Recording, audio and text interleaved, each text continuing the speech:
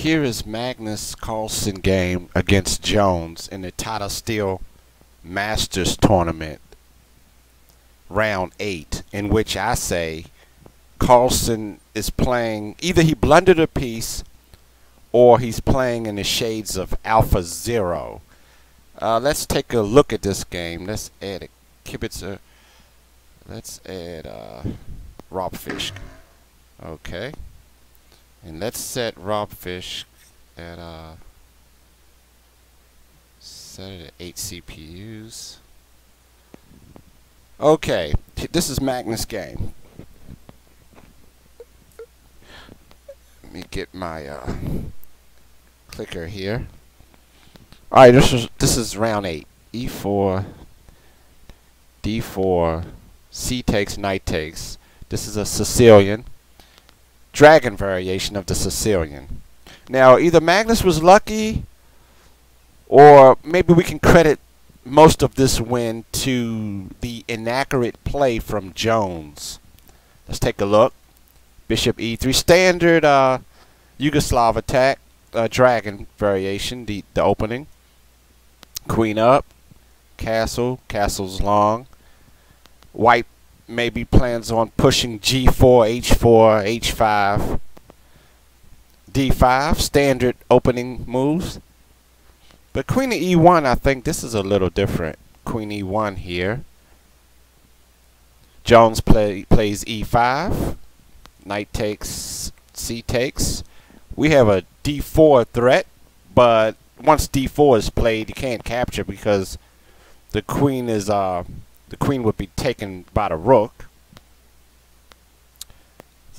White captures, E takes, knight takes, bishop C4, looking at F7, bishop E6, king B1, rook E8, standard, opening. No big advantage for white at this moment. Knight E4, F5. Okay, now it starts to get interesting. Let's see. Yes, computer recommends F5 also. The bishop on E6 is protected by the rook. So, although the king on G8 is in line with the bishop on C4, so we play F5. Now, compute knight G5. Now, let's see. I guess if F4 now, then knight takes F4 now, right, knight takes E6 with a big advantage.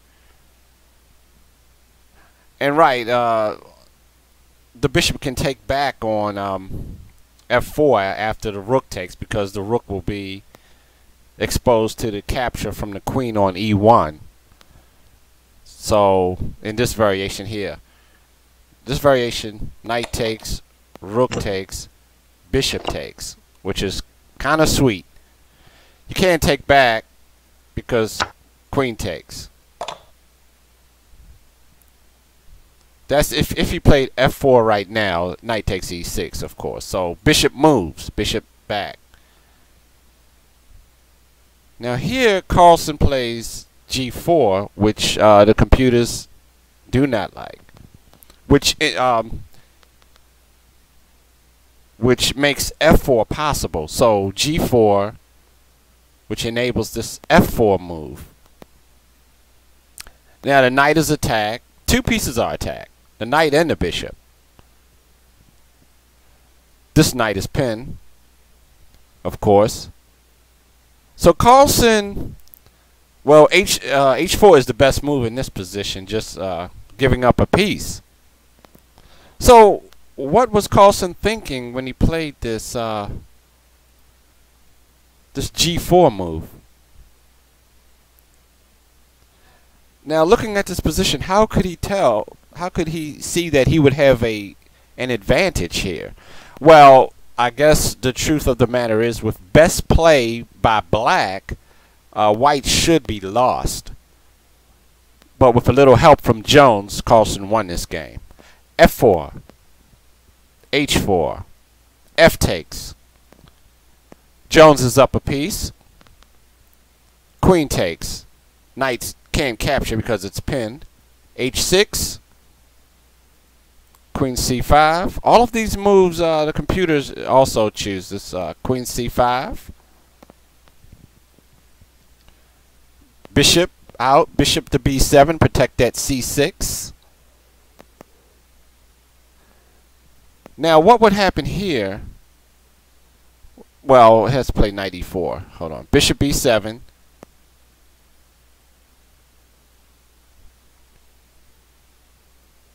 h6, queen here. Here, what would happen here?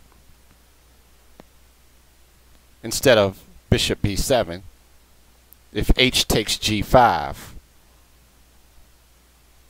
queen takes, attacking this knight. Bishop e6, he would win his piece back, I believe. Bishop takes. Well, not quite, not quite. He's still down. Bishop takes, e5. In this variation, let's see what would happen here. Then queen to b6. Black would still be up, but if h takes g5 at the end of this variation, with correct play, black would still have the advantage, but not as much. So because white would capture another pawn and the pressure would be off a little. But bishop to b7, actually this move maintains black's huge advantage instead of capturing because he loses this pawn and the knight is pinned. He would have pressure on black's position, more pressure. e6. Let me go over this variation again.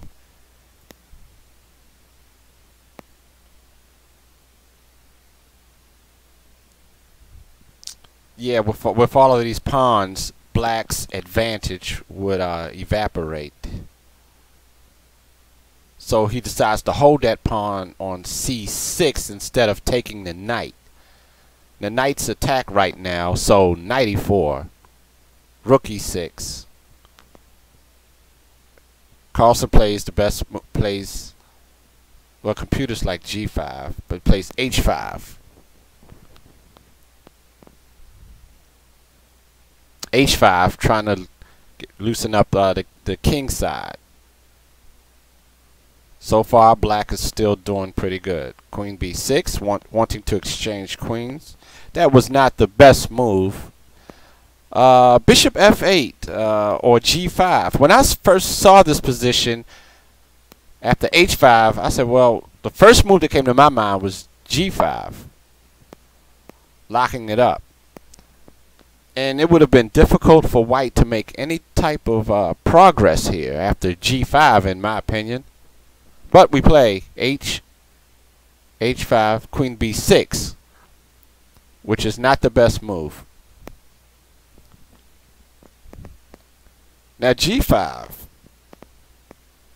I think this move is quite brilliant. g5. That's a good move. Still trying to get to the king, trying to expose the king. H takes, queen moves. And what do we have here? We have computers saying at this juncture the game is even. That's what the computer says. Rook b8. Was that an option from the... Yes, it was. b3, queen back, and queen takes. Now that was a mistake. Giving white the a7 pawn was a mistake. That may have been a turning point here. Queen takes, and he takes on h5, which opens up the h file for attack. I think that was a mistake. Rook takes. Now white is looking good here. So he gives up the a7 pawn, which was a mistake, and he opens up the h file, which was a mistake. Rook g6 and rook takes. Rook takes, knight takes. The queen can't take on g5 because queen takes b8, because the rook would be hanging. Queen takes, Queen takes, and it's over. And then white picks up the bishop. So knight takes, and we've got these two squares under attack, where the rook can come over here and attack down the H file. It's cutting off king. Black's king is being cut off systematically. Queen C8, which was I believe that was a mistake. Yeah, Queen D6 would be a better move. So Queen C8, that was a big mistake. Rook G1, attacking the king, looking for discoveries. Yeah, Knight E6, which would be a very nice move. Rook A8, Queen B6, they're attacking the queen again. Now here, computer likes queen to E3, probably so that it can move the knight and we'll place our queen on the G file. But Queen C5, already white has a huge advantage. Queen D7, Knight E4, threatening Knight F6. And then that would be there would be two pieces that couldn't take on F6. Bishop's pin, Knight's pin. It's very interesting. Knight F6. King moves. Queen F2. The queen is coming over to the king side to further the attack. Threatening Queen H4. Queen E7, stopping Queen H4. I think there's a better move here is Queen G2. The computer's like at this point, but Carlsen takes on A6 and then check. King moves. And Queen to H6. Black is completely busted in this position with a huge attack. Passer A pawn. A better move would have been the computer likes just simply move the king out the pin, king to F8. But we have queen there attacking the rook. Queen check, king moves, rook G5. Computers like Queen D6, Queen E7, then Queen B8. At any point, and anyway, white is up immensely here. Rook G5, Knight E3. Was that one? No, that was not a good move either. It gives up this, but Queen check. Could have taken C6 pawn. I mean, the king is just exposed here to all types of attack. That's why white has the big advantage. King F7, Knight C5, up plus 5 now. Bishop to C8, rook takes. Bro, brilliant finish. Rook takes. If queen takes E5. Let's look at the end here. King takes. Queen takes, king moves. Let's say king here. And white has 4 pawns to 1 with a massive, the king is wide open here. Open to all types of checks and probably captures. So going back, where Carlsen gives up the knight, that's very interesting. Here, F4. After G4, Carlsen plays G4. So the question is whether or not Carlsen actually blundered the piece. Of course he couldn't see. It's impossible. Just like this game reminds me of a game from Alpha Blue where Alphazero, sorry.